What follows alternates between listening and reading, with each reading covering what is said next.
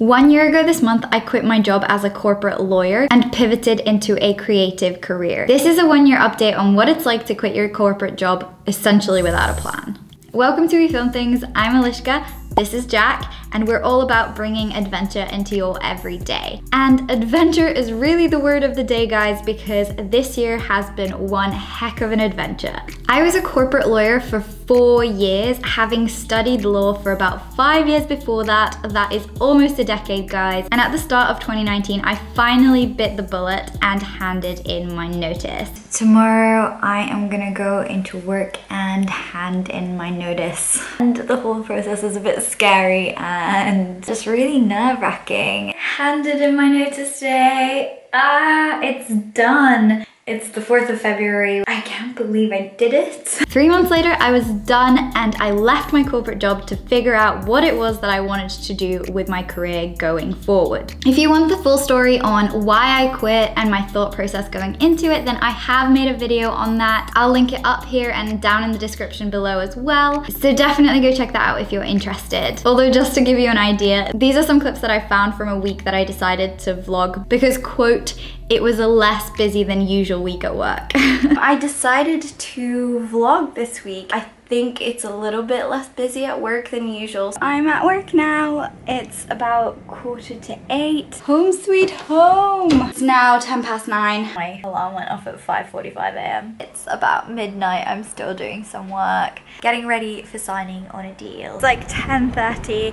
I am headed back home. I reached out to you guys on Instagram to see what you wanted me to cover in this video, so hopefully all of that will be included. But if you have any further questions, make sure to leave them down in the comments below and I will answer them. 1 year on, I can confidently say that I know what I want to do with my career going forward. And this video will take you through the exact steps that I took to get here. I'll share what's gone well, what hasn't gone so well, and some of the things I've learned from the process that I really hope will be useful to you guys. Okay, so what have I been up to since I quit my job? I mean, I know my mom is definitely asking. Honestly, so much. When I left my job without another one lined up, my intention was to explore my interests, to experiment with those interests, to get as much experience as possible, and to really narrow down a plan. Now, trust me, I know it's a privilege to have the time to do that, but that in itself was a really conscious decision. I had enough savings to last me through to December, and that was the deadline by which I had to start earning money again. I took the first month off to rest, and God knows I needed it. We moved up to Manchester in that time, and I did lots of traveling and catching up with family and friends. This left me with the last 2 quarters of 2019 to get my act together and to get my career figured out. I really wanted to be pretty structured about this, so I used a kind of modified version of the double diamond model to structure my thinking, my time, and my efforts. If you don't know what the double diamond is, it's a framework for innovation developed by the British Design Council. I'll leave a link in the description below kind of explaining more, but it's basically a diagram in the shape of a double diamond which shows how you expand your field of research, then narrow it down, then you expand your field of research again in those narrowed down options, and then you narrow it down to the final solution to your problem. It will probably make a lot more sense in the link below, so definitely go check that out if you want to understand it properly. But applying design thinking to the process of narrowing down my career options is something that started at the Escape School by Escape the City. So I did a career change accelerator, which I talk about in my previous video, but I was also helped on the way by Jack, who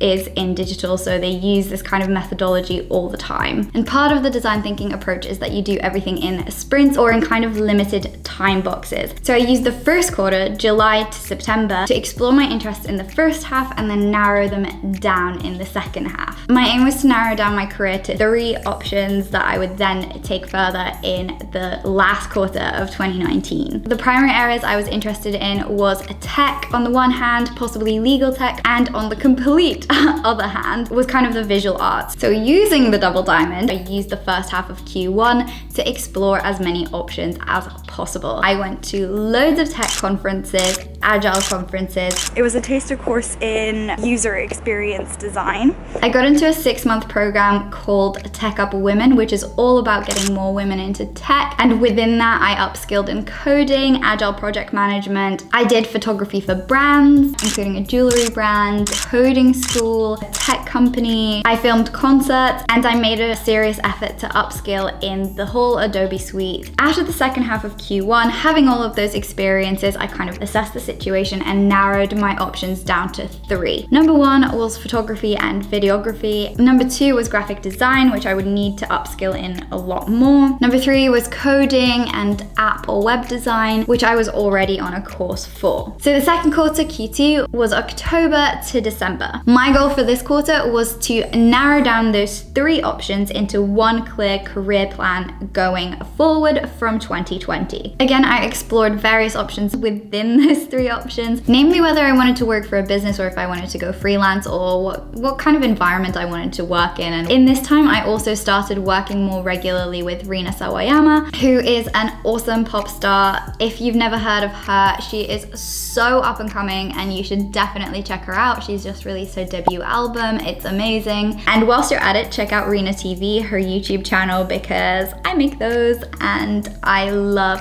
doing them and working with Rina. In Q2, I also continued to upskill in filming, editing, and graphic design. And Jack and I worked on connecting with people through this channel. We did a video for the Marine Hotel in Ballycastle in December, and we had some really exciting plans for 2020, which have now unfortunately been quashed by Corona. But all of those were really positive experiences that informed my next steps. By the way, I was looking through my notes whilst planning this video, and I made myself these cute little worksheets in 2019. They're worksheets for each quarter. They include the whole double diamond thing. I mean, they're not super fancy, I just put them together in GoodNotes, but if you're interested, I'll leave a link to them in the description box below so you can use them if you want to. They just help me structure my thinking and put deadlines within the process so that it just didn't feel like a sea of time ahead of me. That brings us to 2020. So I came into this year knowing exactly what I want to do, and that is to create amazing online visuals for clients and brands. And I want those online visuals to be full service, so including photography, videography, graphic design, and motion graphics, so that I can deliver everything in a congruent package for clients, social media, and websites. And so far this year has been filled with doing that freelance for various clients. Again, the in-person shoots have been stomped on a little bit by the current lockdown situation, but I'm still feeling really positive, still working with Rina loads and doing graphics work for other clients remotely. It's all been so exciting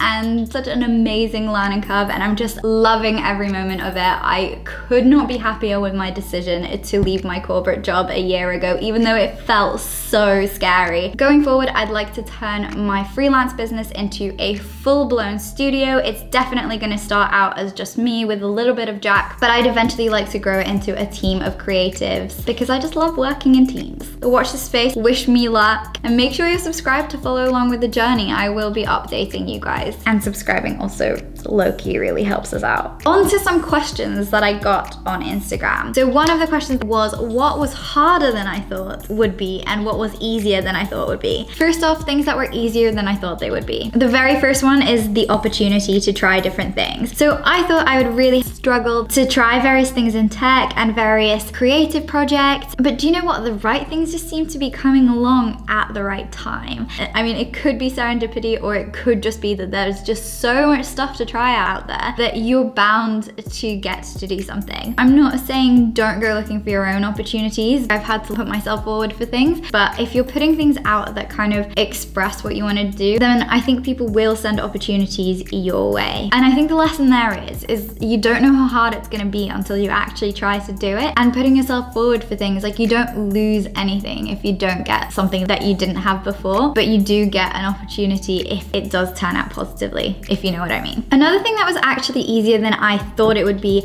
was finding what I wanted to do. And if you put in the time and the effort to explore your areas of interest, then you will find something that you gravitate towards. It's just that normally whilst you're working another job, you might not put the conscious effort into finding that thing. But someone asked me on Instagram whether I had any regrets about my decision, and I really don't. I definitely don't think that the legal world door is closed, that if I wanted to go back, I could still do it. Once you get over that threshold fear of change, suddenly change doesn't feel that scary anymore, and you can pivot quite easily. It's literally just a muscle that you have to exercise sometimes, but the thing is that we're conditioned to stay in a job and be happy with it, and therefore that muscle just doesn't get exercised. And then when you need to pivot or want to pivot, it suddenly feels like a massive ordeal. But part of the reason I have no regrets, I think, comes down to the timing of my decision to leave the law. So another question I got on Instagram was, when did I know I was ready to make the move? Honestly, I had been thinking about the move for years, and I think more seriously for about 2 years. It felt like I'd reached the kind of final milestone, and from then on it was just like promotion after promotion until you're a partner and life just doesn't change. And I think that kind of realization triggered this uncomfortable feeling in me that pushed me towards thinking about career change. I really thought about it really hard for a couple of years. I even applied for some other legal jobs, but then when it came down to it, I didn't leave my company. I didn't move because I just wasn't ready to make the change, or maybe it wasn't a big enough change for me to want to make it. And then at the start of 2019, Jack asked me if I wanted to move out of London, and I was like, yes, this is the perfect opportunity, a clean break from my career, from London, and a new chapter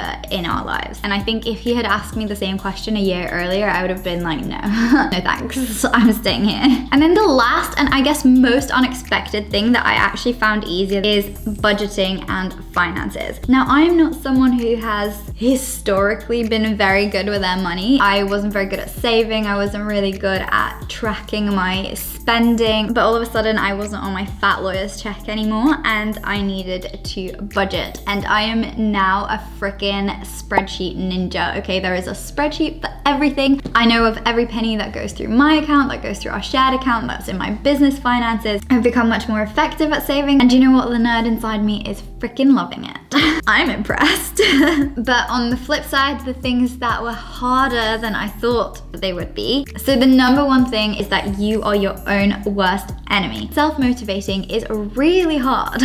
I've always thought of myself as a pretty self-motivated person. I am that kid that does their homework on time. Motivating myself and working to my own deadlines is a whole other story. And hand in hand with that comes battling your own negativity. So to battle those things, I found that having a structure really helps. So I mentioned my little spreadsheets that I made for myself that you are welcome to use. And then splitting things up into quarters, so 3-month chunks really helps as well, because that is a short amount of time after which you review how much progress you've made. That really helps you stay on track. Another thing I did is I got myself an accountability buddy. I have a weekly call with one of my friends who actually lives in Russia, and she's also a freelancer, and we kind of make sure that the other person is sticking to their weekly goals. The next thing that I found really hard was being by myself, but not really from the perspective of like working day to day, but especially when I'm trying to like come up with ideas or solutions to problems. It's so good having somebody to bounce ideas off of. Even sometimes when Jack comes home and I just like say what the problem is out loud to him, all of a sudden I can come up with a solution. You don't have that ability to bounce your ideas off of somebody when you're just at home by yourself. So the way to combat that is, well, one, I do talk to Jack quite a lot, poor thing. And two, I found a group of freelancers that meets up every other Friday, and I've met some great people there, and we've kind of organized communal work days where we go to a cafe or whatever. And actually that has been super helpful. Another thing that I actually did find harder than I thought I would was the money stress.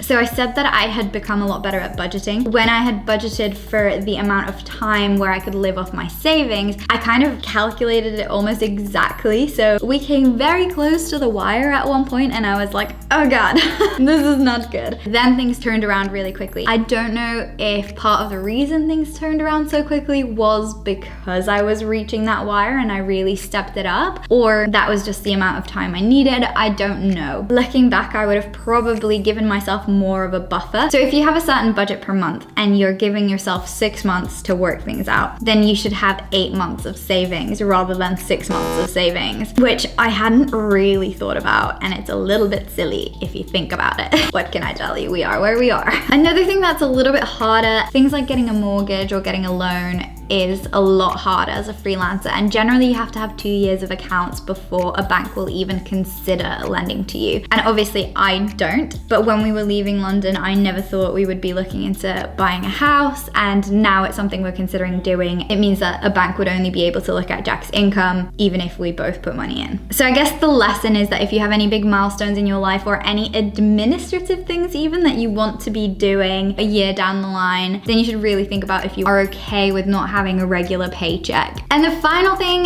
that is kind of harder to accept than I thought it would be is that everything takes its time. So as much as I would love to say, you know, go for it, quit your job, you're gonna be an overnight success, trust me, I would love it to be the case and I wish it for you, but I just don't think it's gonna happen. Everything takes its time, and having the patience to sit it out, to put in the hours, to put in the work, and to make incremental improvements every day is just part and parcel with career change and career experimentation. And there is literally nothing you can do about that. You just need to accept it, move on.